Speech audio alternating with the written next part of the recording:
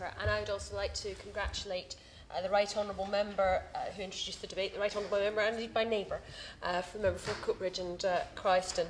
And I very much appreciate the opportunity that we have this afternoon to discuss the issue of Sudan, particularly timely at this critical point in the progress following the referendum and before Southern Sudan takes statehood in its own right on the 9th of July.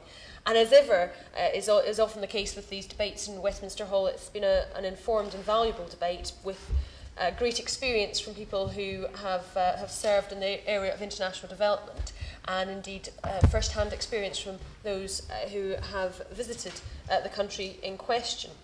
I'd like to touch in my remarks, Mr Walker, obviously on the current events and some of the concerns that I think most members will share about how things unfold, but also to touch on the issue of Darfur and human rights within Sudan more generally. As I mentioned, this is a particularly good time for us to be discussing Sudan after the referendum for independence in January for Southern Sudan, and other members have discussed the decades of conflict and civil war which have partly destroyed lives entirely needlessly, and it is very positive that the referendum was able to take place, that it was generally deemed to be a result that could stand up, that had more than the 60% required, and indeed was overwhelming support. And of course it's important and it's right that the UK government did its job in providing support and assistance to enable that process to take place. And it is very important that that support does continue as Southern Sudan takes the steps to becoming a state, and indeed as the northern part of Sudan adjusts to being a smaller country than it was. Obviously, building a new nation requires a significant amount of effort in creating new institutions, creating new networks, civil society, and making sure that the population, the people, are taken with that process, so that from the start, hopefully, they can have a government and a state that they feel they can trust and have faith in, particularly building on the positive result of the referendum and the undoubted enthusiasm that will go alongside that. But there are always dangers, because expectations can be very high when there is an overwhelming result like that, and delivering a stable and successful state that will have strong economic development and growth is of rates that perhaps we would be envious of, but is obviously, since the financial crisis, far below the double-digit growth figures that they had been enjoying beforehand. So in order to create that stable state, it is going to take a lot of work. I think in particular that I have read reports that are concerning about the involvement of civil society, because I think that is an incredibly important part of any society, ensuring that that is well represented and there are links with government. And I was concerned to read that the group that has been set up to draft the new constitution, building on the interim constitution from 2005, it's great that it's got a civil society representative, but the fact that civil society organisations have petitioned the South Sudanese president about the person that has been appointed as that representative, saying that he doesn't represent civil society, I think is a sign that perhaps the joined up discussions and involvement of the various players is not happening as well as it should. And it is important, as I say, so that people can have some trust in the institutions that are created, because after all, getting the constitution right sets the framework for how everything else will follow. And therefore, if there are questions remaining over that, that is certainly unfortunate.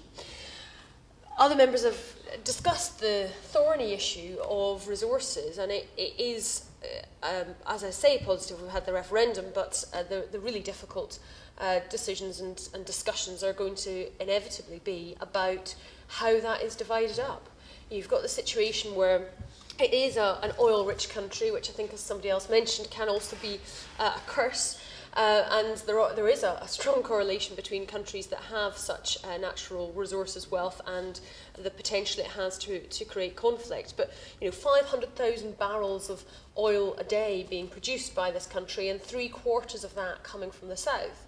But yet the pipelines to get that to market being in the north, and despite the fact that there are moves to look at whether pipelines could be built within the south, and we're talking years and years before that would even be possible. And so that is going to mean that there has to be a resolution to the resource issue. But it's important that that is managed, and it is just absolutely central. And I don't know if there's any way that the government can assist the dialogue between North and South in terms of trying to get resolution on that, because of course it's an issue which just has the potential to create such conflict as well. And others have also mentioned the issue when you're talking about dividing things up, then the debt is the other big question in terms of how that would be divided up. And clearly, if it were the case that the international community could find a way to reduce or get rid of the outstanding international debt that Sudan has, then that would be one fewer thing on the difficult to resolve list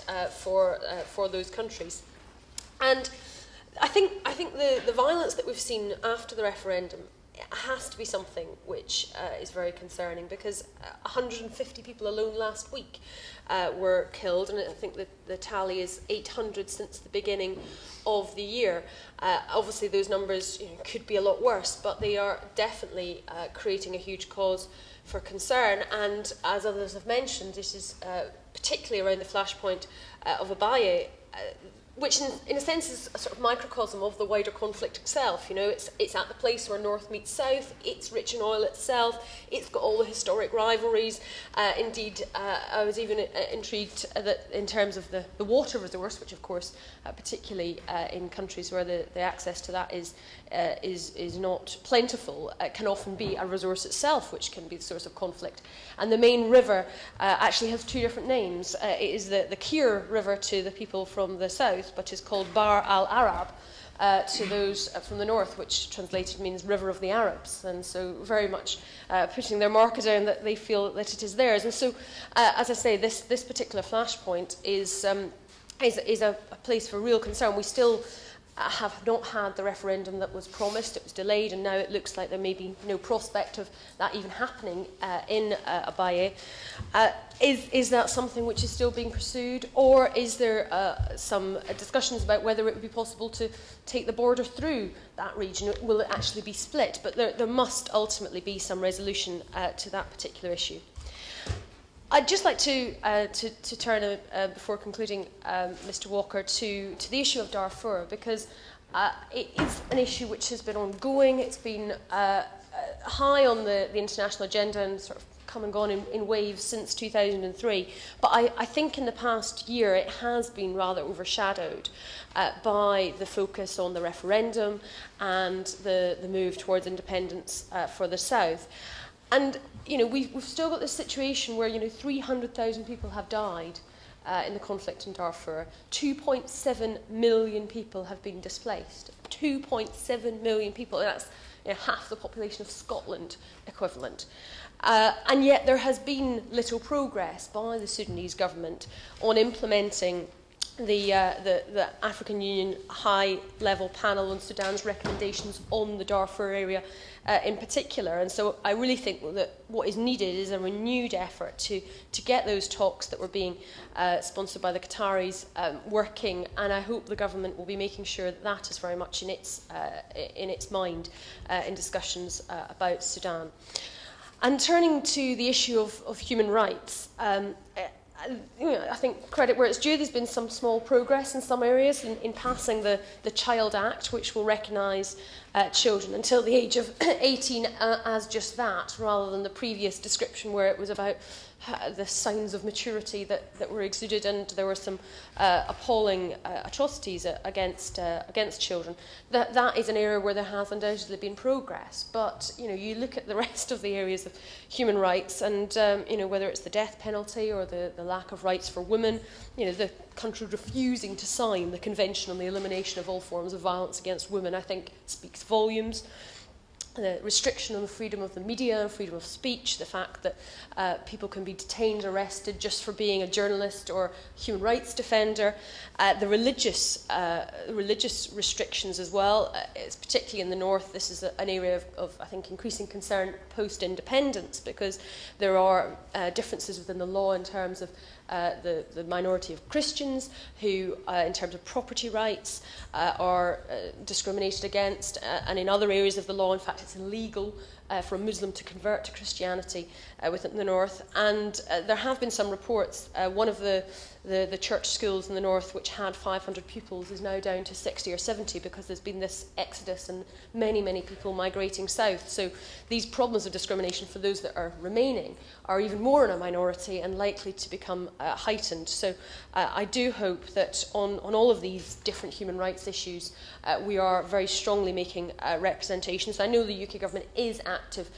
in doing so, and of course, last but not least, the refusal of President al-Bashir to comply with the International Criminal Court arrest warrant.